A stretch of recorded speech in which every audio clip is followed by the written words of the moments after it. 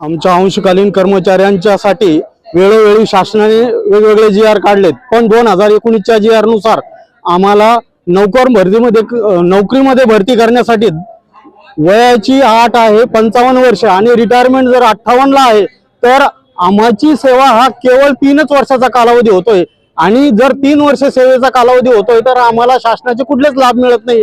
ही एक प्रकारची क्रूर चेष्टा झाल्यासारखं आहे आमच्या सोबत।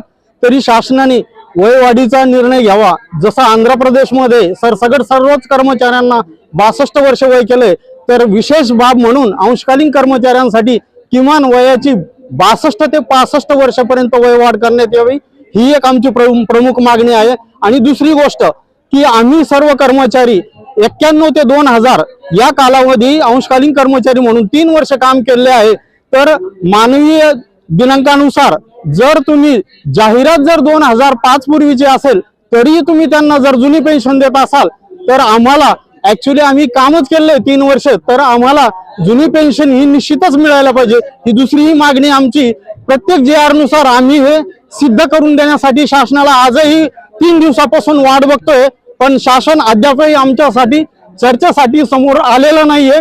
शासनाला कृपया ही नम्र विनंती आहे की त्यांनी तात्काळ आमचे प्रश्न मार्गी लावावे, ही नम्र विनंती आहे। फडणवीस सरकारने आज पदवीधर अंशकालीन कर्मचारी संघटनेच्या वतीने साखळी उपोषणाचा 3रा दिवस असून आम्ही शासनास वेळोवेळी आमचे निवेदन दिले असून आमच्या रास्त मागण्यासाठी वय वाढ आणि जुनी पेन्शन या 2 मागण्यासाठी शासनास वेळोवेळी निवेदन दिले आहेत आणि त्या शासनाने 1 वर्षापासून 28 मार्च 2025 ला पहिलं निवेदन दिले।